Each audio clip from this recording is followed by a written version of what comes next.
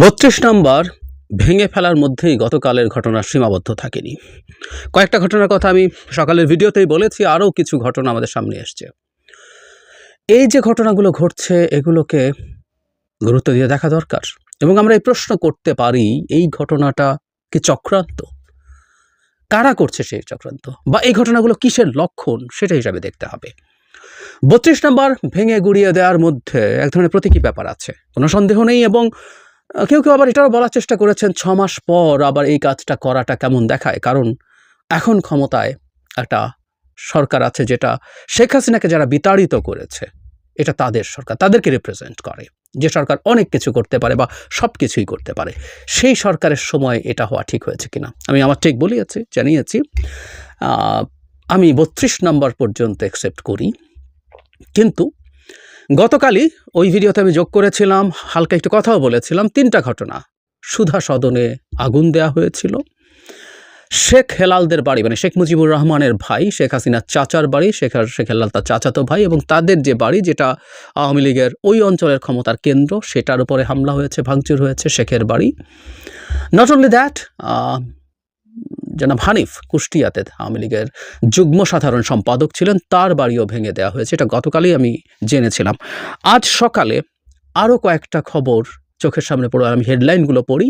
কুমিল্লায় বাহারের বাড়ি ভাঙচুর, সাদিক আবদুল্লাহ আমির হোসেন আমুর বাড়িতে বুলডোজার চালালো ছাত্র জনতা, তোফায়েল আহমেদের বাড়িতে ভাঙচুর, অগ্নিসংযোগ। এবার নেচে গিয়ে জান্নাতি প্যালেসে আগুন দিল ছাত্ররা। জান্নাতি প্যালেস হচ্ছে নাটোরের সাবেক এমপি শফিকুল ইসলাম শিমুলের বাড়ি। আমি জানি না এর মধ্যে আরও ঘটনা আছে কিনা, থাকতে পারে। মানে দেশে বিভিন্ন জায়গায় আওয়ামী লীগের নেতাদের বাড়িতে ভাঙচুর এবং আগুন জ্বালানো হলো। আমরা ৫ অগস্টের পর একটা অবিশ্বাস্য কীর্তি স্থাপন করেছি, এটা সারা পৃথিবীতে ভবিষ্যতেও আমি মনে করি আলোচনা হবে।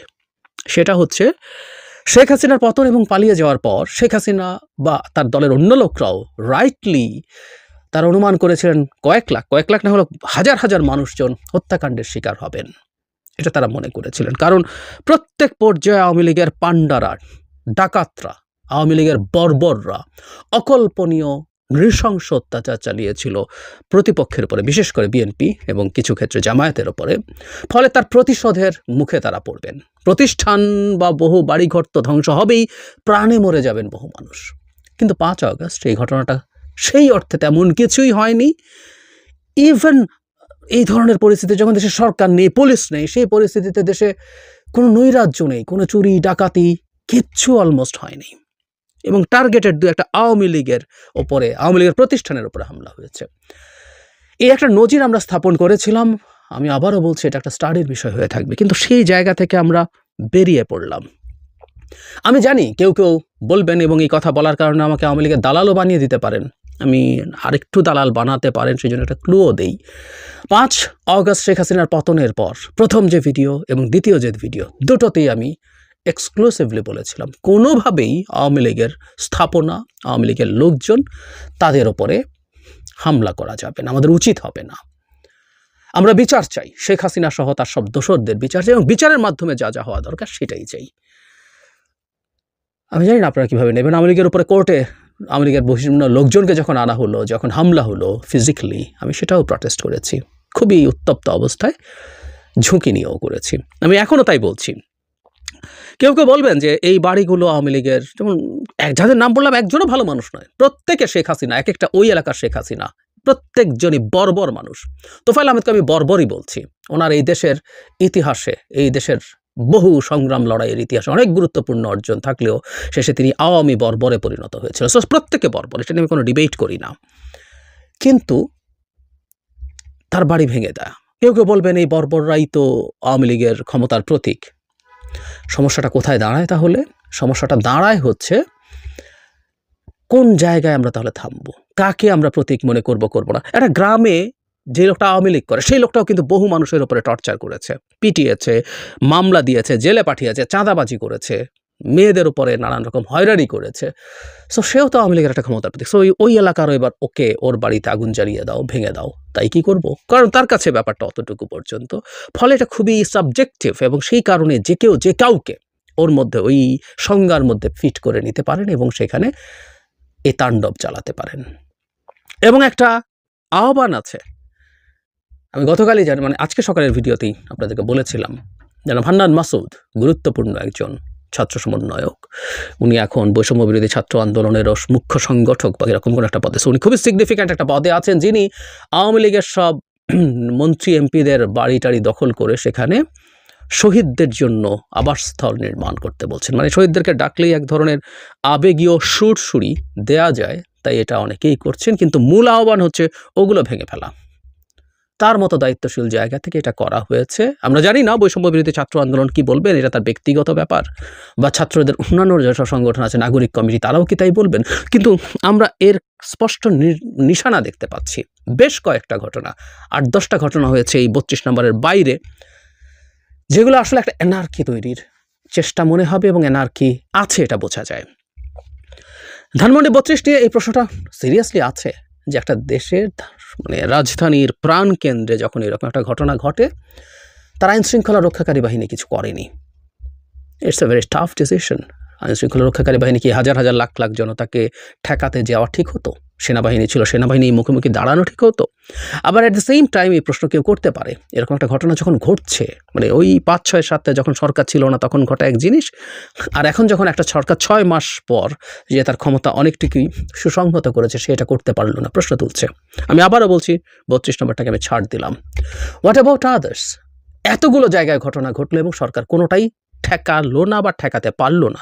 সুধা সদন নিয়ে এরকম একটা রিপোর্ট দেখলাম যেখানে ফায়ার ব্রিগেড বলছে তারা নিরাপত্তাহীনতা বোধ করেছেন বলে সেখানে যাননি, নিরাপত্তার অভাবে যাননি।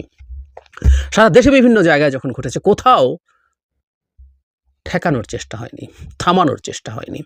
এতে একটা জিনিস কিন্তু সবার সামনে এসে হাজির হয়, সেটা হচ্ছে এই সরকারের প্রশাসনিক কোনো নিয়ন্ত্রণ আদতে নেই। এটা ভয়ঙ্কর। আজকে এটা বলে না, আমি বহুদিন থেকে বলেছি বিভিন্ন জায়গায়, যখন 80টা মাজার ভাঙা হয়েছে, একটার পর একটা মাজার ভাঙা হয়েছিল, সরকার কিচ্ছু করেনি। শেষ পর্যন্ত এই সংখ্যা 80, 81, 82টাতে চলে গেছে, কারণ সরকারের স্টেপ নিতে পারেনি। ফলে দুটো ন্যারেটিভ দাঁড়ায়, এই সরকারের অ্যাডমিনিস্ট্রেটিভ ক্যাপেবিলিটি নাই, সো এটা কিসের সরকার, ও ক্ষমতায় থাকবে কেন? একই সাথে বাংলাদেশ এক্সট্রিমিস্ট ইসলামিস্টদের দ্বারা দখল হয়ে গেছে। এরকম আরও ঘটনা আছে, ফুটবল খেলা বলি আমরা, অভিনেত্রীদের শোরুম উদ্বোধন বলি, আর গতকাল যা হলো এটাকেই প্রমাণ করে। তাহলে আমরা কিসের লক্ষণ, কিসের উদ্দেশ্য, কিসের ষড়যন্ত্র যদি বলি, এই সরকারকে অক্ষম দেখানোর একটা মানে চর্চা বা সুনির্দিষ্ট পরিকল্পনার পার্ট বলে এখন আমরা এটাকে পড়তে চাই। অন্তত এই সন্দেহটা আমরা জারি রাখব।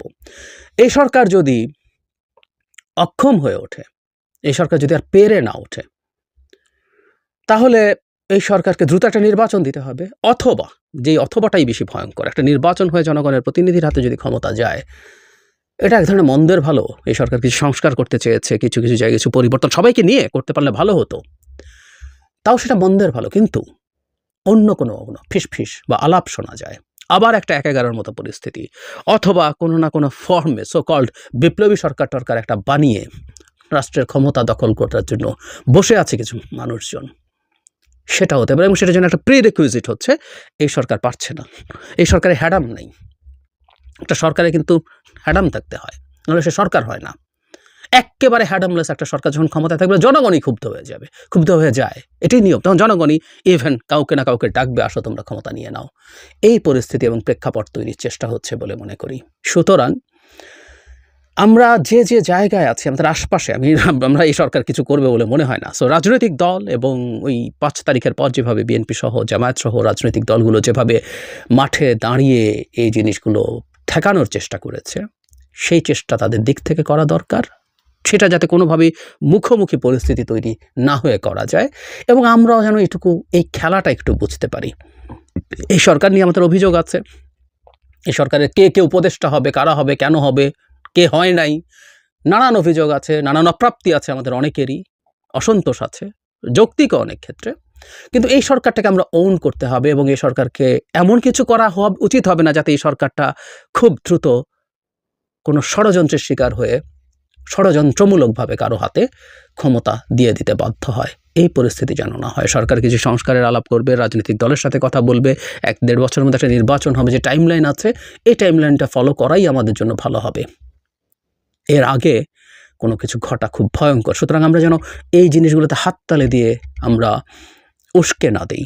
আমাদের মধ্যে বেসিক ইনস্টিংক্ট প্রতিশোধ পরায়ণতা আছে। আমাদের উপর যে বিভৎস অন্যায় অত্যাচার আওয়ামী লীগ, শেখ হাসিনা এবং তার বিভিন্ন প্রতিনিধিরা, প্রত্যেকে এক একজন এলাকার শেখ হাসিনা আমরা জানি, প্রত্যেকে একই সমান বর্বর, জাস্ট এক একজনের ক্ষমতার চৌহদ্দিটা ভিন্ন। একজনের পুরো দেশে, কারো হয়তো একটা উপজেলায়, কারো হয়তো একটা জেলায়, কারো হয়তো একটা গ্রামে, কারো একটা ইউনিয়নে। প্রত্যেকে এক একজন শেখ হাসিনা, প্রত্যেকে এক একজন বর্বর অসভ্য, কোনো সন্দেহ নাই। কিন্তু তারপরও আমাদের বৃহত্তর দেশের বৃহত্তর স্বার্থে, আমাদের গণতান্ত্রিক উত্তরণের জন্য আমাদের খুব সতর্ক হতে হবে। এই মুহূর্তে এই ধরনের পদক্ষেপ বন্ধ করতে হবে। এবং আমি বৈষম্য বিরোধী ছাত্র আন্দোলনের পক্ষ থেকে জনাব হান্নান মাসুদ যে আহ্বান জানিয়েছেন, উনি এখন আর যে কেউ নন, উনি যে আহ্বান জানিয়েছেন এই ব্যাপারে তাদের ক্ল্যারিফিকেশন দেওয়া দরকার বলে আমি মনে করি।